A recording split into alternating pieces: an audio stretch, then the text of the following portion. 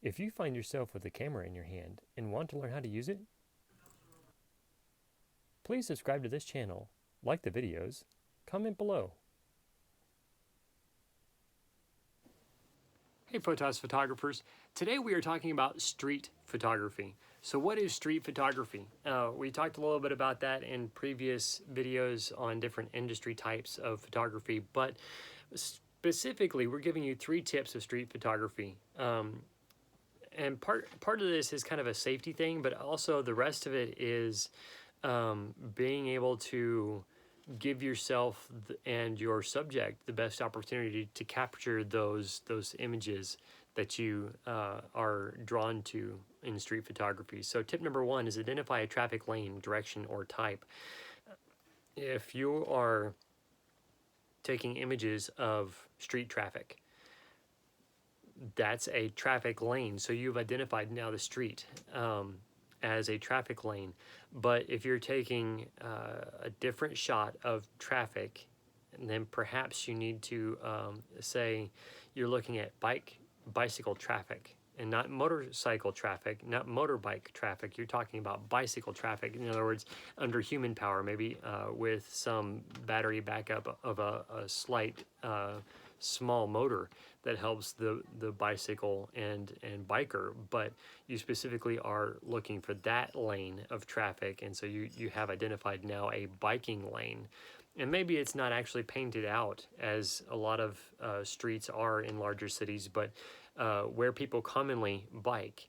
So that would be a good idea to identify that. This is coming into safety as in you know where the action is, and so you know where to go and how to set up to be able to capture that traffic, but you're out of the way of traffic, and yet you can still capture the action, the direction, the travel of it.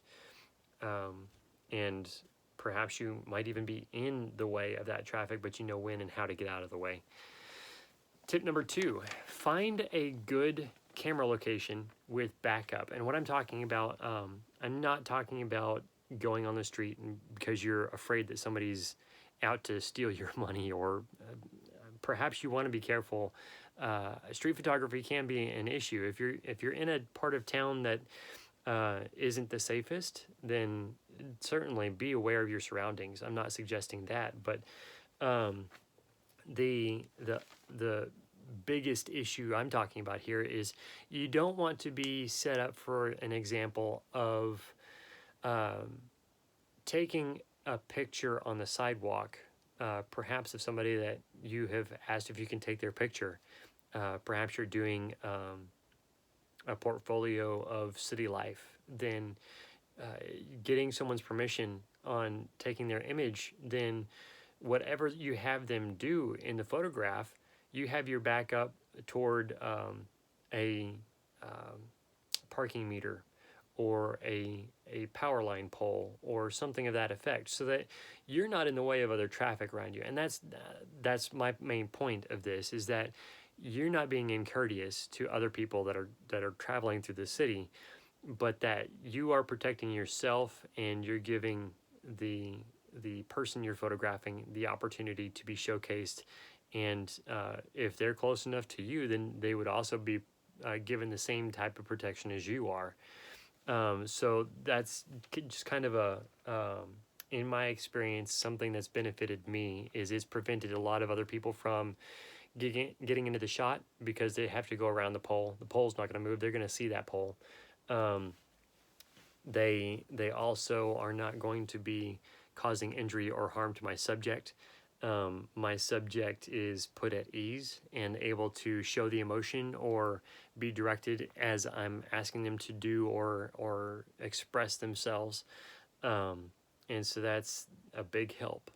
If you can put your subject at ease, that's a big part of taking street photography images. Final tip here is to take command of your output, and to be very sure of your image speed at which you can get those images. So yes, it sounds exactly like I'm talking about. Perhaps you're not shooting in manual. Perhaps you are shooting in a shoot mode that gives you ISO priority or gives you shutter priority for your shutter speed. But being able to control those other aspects of your camera um, settings to where you know what your camera is doing and you can offset with what you are controlling to be able to achieve the contrast or the color tonality, the light drama of the shot that you're taking. So be sure to use these 3 tips as they benefit and relate to how you shoot and where you're shooting street photography.